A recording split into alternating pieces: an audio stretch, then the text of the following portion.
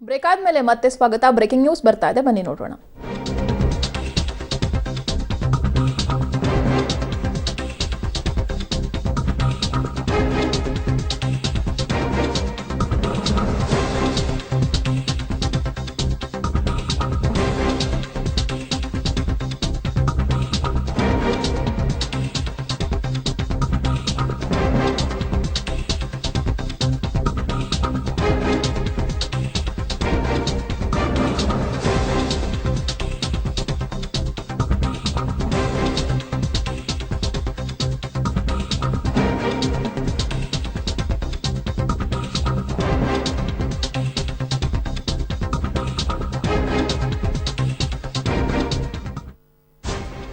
Operation audio ಬಗ್ಗೆ SIT ತನಿಖೆ ನಿರ್ಧಾರದ ಬೆನ್ನಲ್ಲೇ ಶಾಸಕರ ಅನರ್ಹತೆಗೆ ಕೋರಿಕೆಯನ್ನ ಮಾಡ್ತಾರೆ. 4 ಕಾಂಗ್ರೆಸ್ ಶಾಸಕರ ಅನರ್ಹತೆಗೆ ಮಾಜಿ ಸಿಎಂ ಸಿದ್ದರಾಮಯ್ಯನವರು ಕೋರಿಕೆಯನ್ನ ಸಲ್ಲಿಸುತ್ತಾರೆ. ಕೆಲವೇ ಕ್ಷಣಗಳಲ್ಲಿ ಸ್ಪೀಕರ್ಗೆ ಮನವಿಯನ್ನ ಸಲ್ಲಿಸುತ್ತಾರೆ ಶಾಸಕಾಂಗ ಪಕ್ಷದ ನಾಯಕ ಸಿದ್ದರಾಮಯ್ಯ.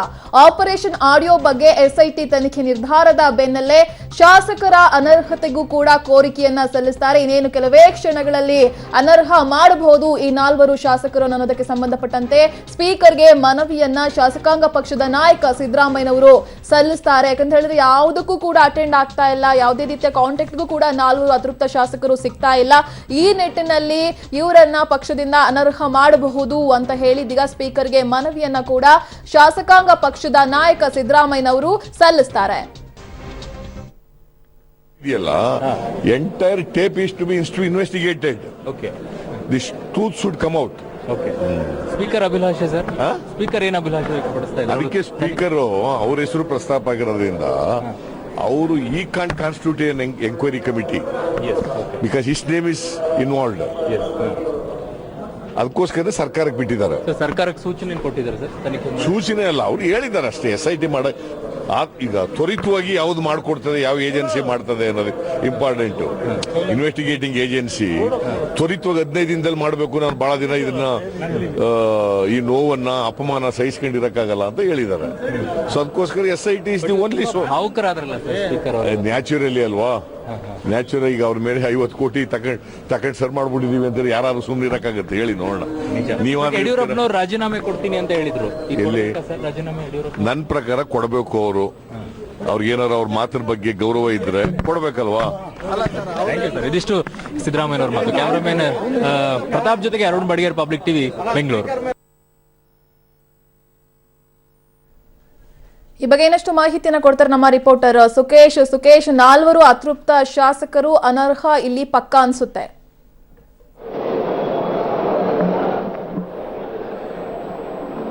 ಖಂಡಿತ ಹೌದು ಯಶೋಧ. ಯಾಕಂತಂದ್ರೆ ಬೆಳಿಗ್ಗೆನೆ ಕೂಡ ಅವರು ಹೋಗಿ ಸ್ಪೀಕರ್ ಅವ್ರನ್ನ ಭೇಟಿ ಮಾಡಿ ಸಮಯವನ್ನ ಕೇಳಿದ್ರು. ಅನಂತರದಲ್ಲಿ ಮಧ್ಯಾಹ್ನ ಅಧಿಕೃತವಾಗಿ ಡಾಕ್ಯುಮೆಂಟೇಶನ್ ವೈಸ್ ಅದನ್ನ ಸಬ್ಮಿಟ್ ಮಾಡಿ ಅನ್ನುವಂತ ಒಂದು ಸಲಹೆಯನ್ನ ಸ್ಪೀಕರ್ ಅವರು ಕೊಟ್ಟಿದ್ರು. ಹಾಗಾಗಿ ಬೆಳಗ್ಗೆಂದೇ ಆ ಪ್ರಕ್ರಿಯೆ ಆರಂಭವಾಗಿತ್ತು. ಆ ಪ್ರಕ್ರಿಯೆ ಅನ್ವಯ 4 ಜನ ಪಕ್ಷ ವಿರೋಧಿ ಚಟುವಟಿಕೆ ನಡೆಸಿದ್ದಾರೆ ಶಾಸಕರುಗಳು ಅನ್ನುವಂತ ಕೆಲವೊಂದು ದಾಖಲಾತಿಗಳು, ಅಂದ್ರೆ ಸಾಕ್ಷ್ಯ ಸಮೇತವಾಗಿ ಅವರ ವಿರುದ್ಧ ದೂರನ್ನ ದಾಖಲು ಮಾಡ್ತಾ ಇರುವಂತದ್ದು. ಆದ್ರೆ ವಿಶೇಷವಂದ್ರೆ ಈ ಬಾರಿಯ ದಾಖಲಾತಿಯಲ್ಲಿ ಯಡಿಯೂರಪ್ಪನವರ ಆಡಿಯೋ ಸೇರಿದಂತೆ ಆ ವಿಚಾರವನ್ನು ಕೂಡ ಪ್ರಸ್ತಾಪ ಮಾಡಿ ದೂರನ್ನು ದಾಖಲು ಮಾಡಲಾಗಿದೆ. ಅಂದ್ರೆ ಶಾಸಕರುಗಳ ಚಟುವಟಿಕೆಗಳಿಗೆ ಪೂರಕವಾಗಿದೆ ಆ ಸಾಕ್ಷ್ಯ ಕೂಡ ಅನ್ನುವಂಥದ್ದು ಕೂಡ ಒಂದು ಸಾಂದರ್ಭಿಕ ಸಾಕ್ಷಿಯಾಗಿ ಕೂಡ ಅದನ್ನ ಅಲ್ಲಿ ಕನ್ಸಿಡರ್ ಮಾಡುವಂತ ಸಾಧ್ಯತೆ ಕೂಡ ಇದೆ ಯಶೋಧ. ಈಗ 4 ಅತೃಪ್ತ ಶಾಸಕರಿಗೆ ನಾವು ಅನರ್ಹಗೊಳ್ತಾ ಇದ್ದೀವಿ ಅನ್ನೋ ಮೆಸೇಜ್ ಹೋಗಿದ್ಯಾ ಅಥವಾ ಗೊತ್ತಿದ್ದು ಆಗಿದಾಗ್ಲಿ ಅಂತ ಹೇಳಿ ಸುಮ್ಮನೆ ಕೂತ್ಕೊಂಡಿದ್ದಾರೆ ಹೇಗೆ ಅಂತ ಹೇಳಿ?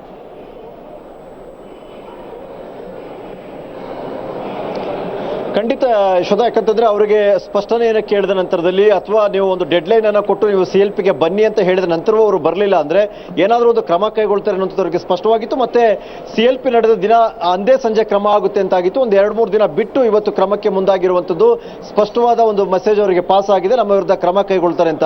ಅದೇ ಸಾಕಷ್ಟು ಕುತೂಹಲ ಇದ್ದಂತ ವಿಚಾರ. ಈ ಒಂದು ಕ್ರಮಕ್ಕೆ ಮುಂದಾಗ್ತಾ ಇದ್ದಂತೆ ನೇರ ಬಂದವರು ರಾಜೀನಾಮೆಯನ್ನು ಕೊಡ್ತಾರಾ ಅನ್ನುವಂಥದ್ದು. ಆದ್ರೆ ಇದುವರೆಗೂ ಕೂಡ ರಾಜೀನಾಮೆಗಾಗಿ ಅವರು ಸ್ಪೀಕರ್ ವರೆಗೂ ಬಂದಿಲ್ಲ ಅನ್ನುವಂಥದ್ದು ನಮಗಿರುವಂತ ಮಾಹಿತಿ. ಹಾಗಾಗಿ ಅವ್ರು ಯಾವ ಕ್ಷಣದಲ್ಲಿ ಬೇಕಾದ್ರೂ ಬಂದು ರಾಜೀನಾಮೆಯನ್ನು ಕೊಡಬಹುದು, ಅಥವಾ ಆಗಿದ್ದಾಯ್ತು ನೋಡೋಣ ಅನ್ನುವಂಥದ್ದನ್ನ ಫೇಸ್ ಮಾಡಬಹುದು, ಅಥವಾ ಅವರ ಒಂದು ಇಡೀ ಒಂದು ಪ್ರೊಸೆಸ್ ನಡಿಬೇಕಾಗಿದೆ ಮುಂದೆ ಅವ್ರನ್ನ ಕರೆದು ವಿಚಾರಣೆ ಮಾಡುವಂಥದ್ದು.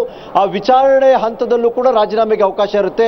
ನಾವು ರಾಜೀನಾಮೆಯನ್ನು ಕೊಡ್ತೀವಿ ಅಂತ ರಾಜೀನಾಮೆ ಕೊಡುವಂತ ಸಾಧ್ಯತೆ ಕೂಡ ತಳ್ಳಿ ಹಾಕುವಾಗಿಲ್ಲ ಯಶೋಧ. ಈಗ ಆ 4 ಶಾಸಕರು ಒಂದು ವೇಳೆ ಅನರ್ಹರಾದ್ರೆ ಮುಂದೆ ಅವರ ಸ್ಟೆಪ್ ಏನು ಮಾಡಬಹುದು ಅನ್ನೋದು ಕೂಡ ಮುಖ್ಯ ಪ್ರಶ್ನೆ ಇಲ್ಲಿ.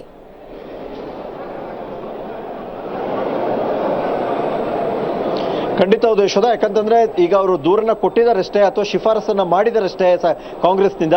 ಆದ್ರೆ ಅದು ಸ್ಪೀಕರ್ ಅವರ ವಿವೇಚನೆಗೆ ಬಿಟ್ಟಂತದ್ದು. ಯಾವಾಗ ಅವ್ರನ್ನ ಕರೆದು ಮಾತನಾಡಿಸಬೇಕು ಅನ್ನೋದ್ರಿಂದ ಹಿಡಿದು ಅವರಿಂದ ಏನೆಲ್ಲ ವಿವರಗಳನ್ನ ಕೇಳಬೇಕು ಮತ್ತು ಅವರು ಕೊಡ್ತಕ್ಕಂಥ ಉತ್ತರ ಸಮಂಜಸವಾಗಿದೆ ಅಂತ ಸ್ಪೀಕರ್ ಅವರು ಕನ್ವಿನ್ಸ್ ಆಗಬಹುದು ಅಥವಾ ಆಗದೇ ಇರಬಹುದು.